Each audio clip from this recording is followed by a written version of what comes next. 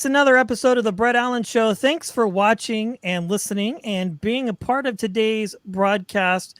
We have a fantastic conversation lined up for you. We're chatting with the amazingly talented Aria Brooks about her brand new, highly anticipated Disney Plus original movie, Better Nate Than Ever, premiering on April 1st.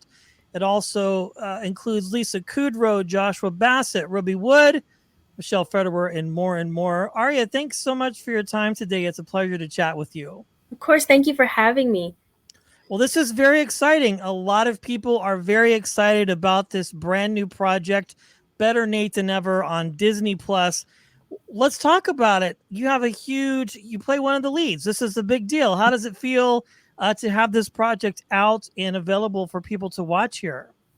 It feels really crazy. It's like kind of unbelievable because like when you work for something and you dream about something for so long and it actually comes to fruition, that's like a really surreal feeling, which like I feel like following your dreams is a big like theme in the movie, of course, too. So like I'm following my dreams and it's paying off. Yeah, it has to be huge. And I mean, it just has to feel good to have anything out there these days, especially with how crazy life has been the last couple of years. But let's let people in on the project. What can you let us know about, and can you share with us about your role and what people can expect when they get the chance to watch this on the first? Well, Better Nate Than Ever, it is about a 13-year-old kid who has dreams of being on Broadway. And so his best friend, Libby, helps him to like escape to New York and live out his Broadway dreams. And I think just the whole theme behind it is following your dreams, finding your light.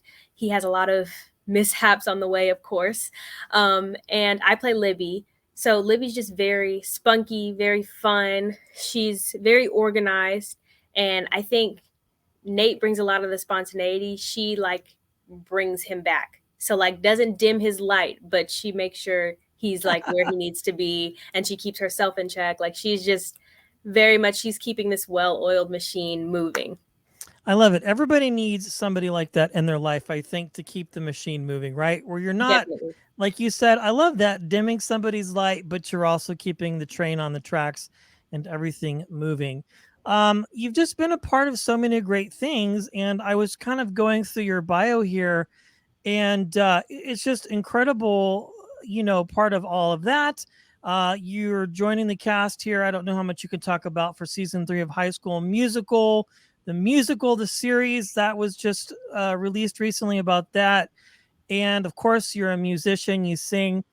When were you bit by the bug, Aria? When did you know that entertainment was something that you wanted to do for a career, for a living? Like, how did you know this was for you?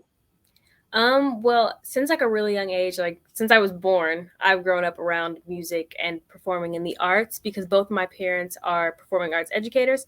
So I did theater when I was like much younger as like a fun thing, so like local theater, stuff like that. But then once I was about 10, 9 or 10, I was like, I want to be an actress. I want to be on TV. And since then, I've just like, I've been writing songs. I've been auditioning for things. Like that's when kind of everything came to me and I like truly fell in love with performing and wanted to do it forever. Yeah, that's fantastic. You've accomplished quite a bit for such a young age. So you definitely have a lot to be proud of. Let's talk about your music, which is just as amazing. I Thank know you. that yes, of course, just released some music. Let's talk about that part of your life because that has to be even equally exciting to be a part of all of that as well. I mean, you're a triple threat. Let's just be Thank honest and you. let the people know. Thank you. Yes, music has always been super important because like I said, my parents are like performing arts educators, but their music has always been super duper heavy. Like my mom, she also writes songs. So I think I was also kind of inspired by that and hearing the songs that she wrote. So I like I remember I wrote my first song. I don't even know how old I was, but I had to be like around 9 or so. I was in like elementary school is what I remember. And I wrote my first song. Didn't do anything with it, but like we recorded it and it's sitting in an email somewhere. But like that was my first like, whoa, I love this moment. I can like write what I feel and get it out. And since then, it's been like my way of like saying things that I wouldn't necessarily say to somebody, but like getting it out. So then Castles, my project, that's what most of that was, like letting out a lot of my emotions. It was like therapeutic for me. So Castles Part 1 and Castles are streaming everywhere you get your music. Yes, and we'll make sure to put a link to that in our show notes so people can check that out.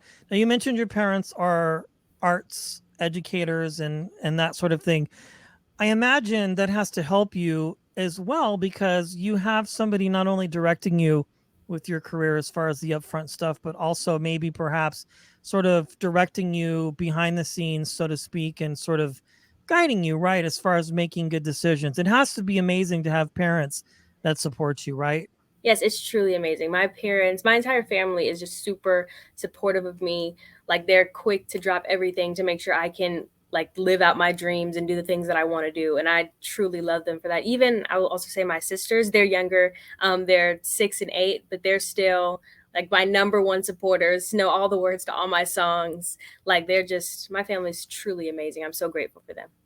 Yes. And now we've mentioned a lot of the things that you've been a part of in some of the upcoming projects, but you were a part of the Nickelodeon reboot of all that. How was that experience for you?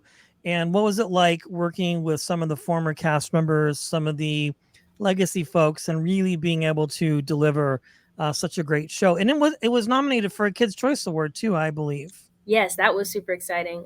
With that being like my first big project, which was I was super grateful for. I was so crazy.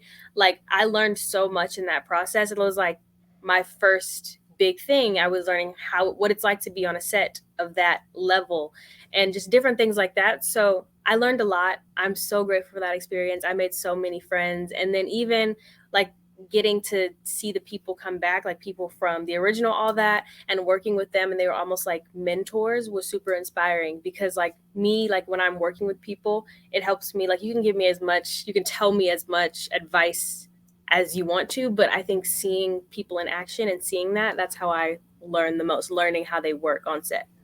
Yeah, I imagine too, when you're starting out and you don't have a lot of experience, it's helpful to have other people around you to sort of direct you. Yeah. Maybe it's with etiquette or, how to proceed with things like that. But I mean, my goodness, you've just done so much so far, and I believe the sky is the limit. And I cannot wait for people to watch the original Disney film on Disney Plus, Better Nate Than Ever, and this and all the other things. And we'll make sure again people can check out your music and it's available everywhere that you stream, as you mentioned, correct? People can find it that way. Yes. Wonderful. Well, Aria Brooks, thank you so much for chatting with us today. It's been an honor. Thank you. So nice meeting you. This is fun.